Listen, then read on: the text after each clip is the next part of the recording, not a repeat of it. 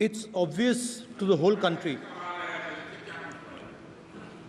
It's obvious to the whole country that there is a very serious problem in our examination system. This is not just a question of NEET, it is in all the major examinations. Now, the minister has blamed everybody except himself. Right? I don't even think he understands the fundamentals of what is going on here. आप प्रश्न क्या है आपका? आ रहा हूं sir ये मैं question को सेटअप कर रहा हूं। प्रश्न पूछते हैं ये the issue is that there are millions of students in this country who are extremely concerned at what is going on and who are convinced that the Indian examination system is a fraud. That is what is at stake here. Millions of people believe that if you are rich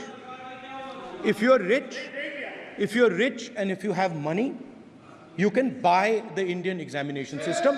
And by the way, and this is the same feeling that the people in the opposition have. And that is why we are asking some very simple questions to Honorable Minister. Number one, as this is a systemic issue, what exactly are you doing to fix this issue at a systemic level? Yes. That's the first question. Okay, question में चल रहा है अभी। Please. अब मैं मंत्री जी मैं एक बार बोल दूं इस बात पे।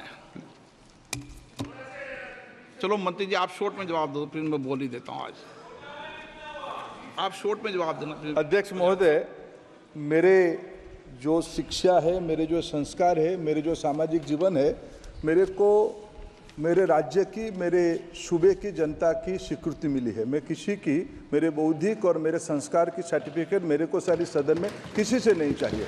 देश की प्रजातंत्र में चुन के मेरे नेता प्रधानमंत्री मोदी जी को प्रधानमंत्री की भूमिका दिया है। मैं उनकी निर्णय से यहाँ उत्तर दे रहा हूँ सदन को।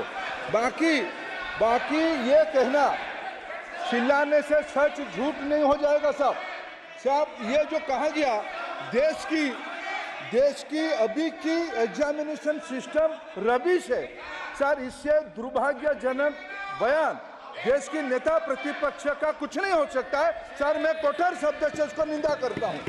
बाकी रहा, मैं सर आपके सामने, आपके माध्यम से देश के सामने सर एक तथ्य रखता हूं सर। जिन्होंने रिमोट से सरकारें चलाई है, 2010 में 3 बिल आया था सर शिक्षा सुधार के लिए।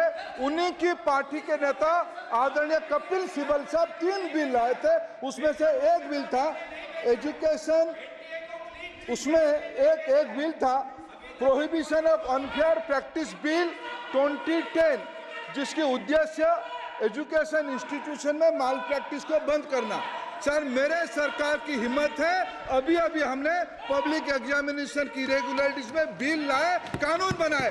क्या मजबूरी था कांग्रेस पार्टी की, क्या मजबूरी था नेता प्रतिपक्ष की? उन्होंने उस बिल को उल्टा किया, किसके दबाव में उल्टा किया? क्या निजी मेडिकल कॉलेज की दबाव में, उनकी घूसखोरी की दबाव में उन्होंने उस बिल को उल्टा किया था? सच सुनने की सामने नहीं है। ये मैं किसी की विद्वता में प्रश्न नहीं उठाता हूं, लेकिन सच 2010 में शिक्षा सुधार की बिल उन्हीं की सरकार ने लाया था, दबाव में उन्होंने उल्टा किया। ये हमको प्रश्न पूछते हैं।